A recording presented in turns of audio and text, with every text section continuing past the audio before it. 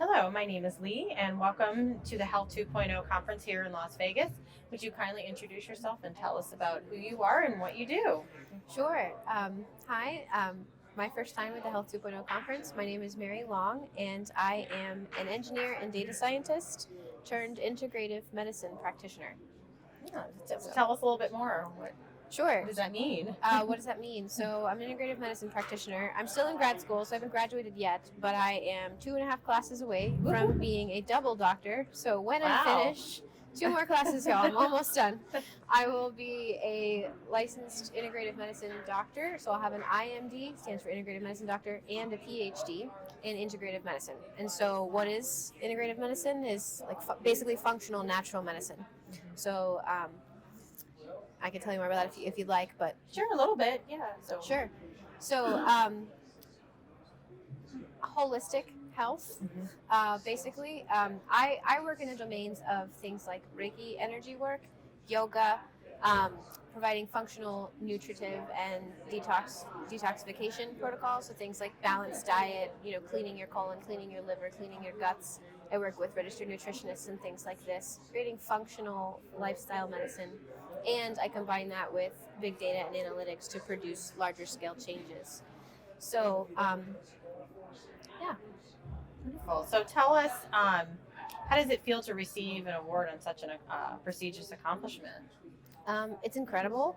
I want to thank the people that put my name in for the award because I'm not actually sure who did that yet, but somebody somewhere loved me and put my name in, and it feels incredible. It feels like being honored and blessed and privileged and recognized, and it's amazing. The people here are so brilliant. There are so many, there's such a diverse mix of backgrounds because there's the Health 2.0 conference, but also the marketing and the internet and the law and the money conference. So there's quite a lot going on here in this convention hall, and everyone I've met has been outstanding in their field. And it's very inspiring. I'm surrounded by leaders and very accomplished practitioners and go-getter, achiever types. So it's an amazing environment. I'm glad you're enjoying yourself, and we're happy that you're here. So tell us, what advice would you give to someone following in your footsteps? Sure. So I think that integrative medicine is the way. Personally, I think so. Here's what I would say is that I always wanted to be a psychology doctor and a dance teacher. I always knew that there was a mind-body connection, but I personally disagreed with the American Psychological Association, and I really disagreed with the way that modern psychiatry handles prescription medications. Therefore, I went into natural medicine and integrative medicine, where we practice things like traditional Chinese medicine, acupuncture, energy work like Reiki or Tai Chi, yoga, all these things that I've mentioned before. So I went the natural route. So, what advice would I give someone following in my footsteps is that I would encourage them to seek and study out natural medicine and integrative medicine as a functional form of medicine. I believe that is the future of mental health. I believe it's the future of psychology and the future of psychiatry, and that it also is the future of a lot of other medicine disciplines. And so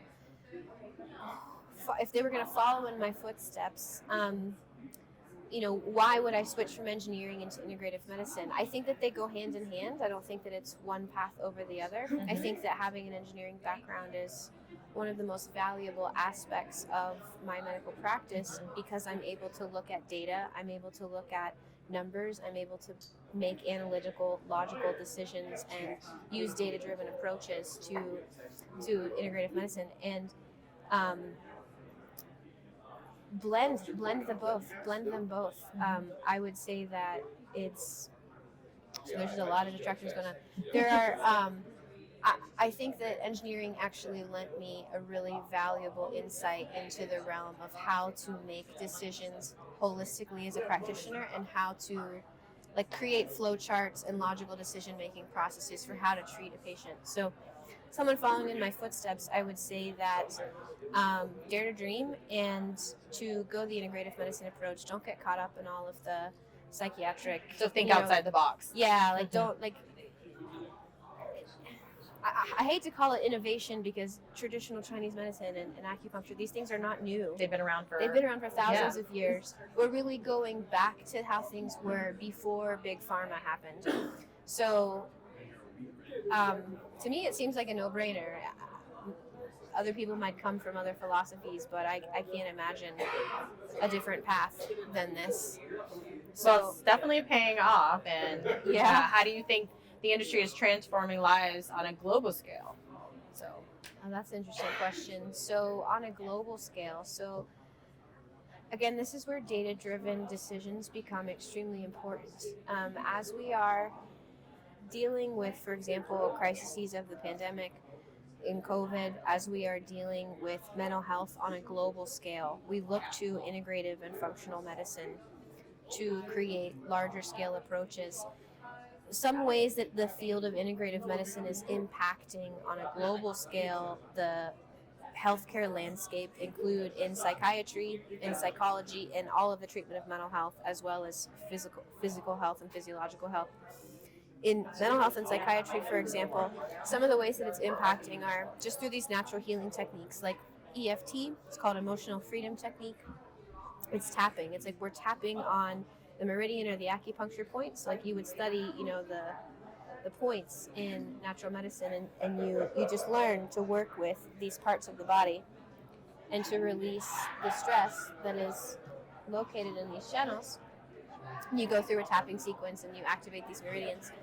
Just taking this free, simple, you literally just tap, you can learn this technique in 10 minutes.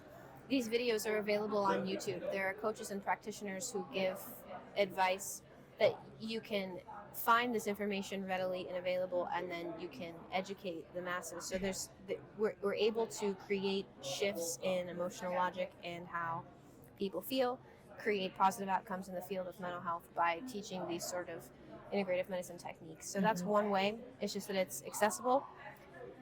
And we're so you're basically in the forefront of all this. So that's wonderful. Yeah. And now you're being recognized for it, and so now you're collaborating with other attendees here, and that's great. And we're so glad to have you here today. Thank so I'd you. also like for you to share your where can we find you? How can people collaborate with you online? Sure. So I'm the founder of Deliberately Delightful LLC, or the Deliberately Delightful Company. You can find me at deliberatelydelightful.com. It's spelled just like it is. I wrote a book called Be in the Conversation, which Be in the conversation. So it's mostly about mental health topics, and it's about asking, rethinking humanity's biggest questions. It's actually a cooperative project between 12 authors and myself.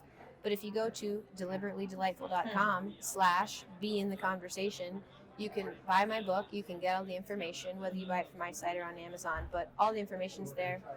And reach out to me. I'm available on all the social platforms. LinkedIn, Twitter, Facebook, all the things. You can find me.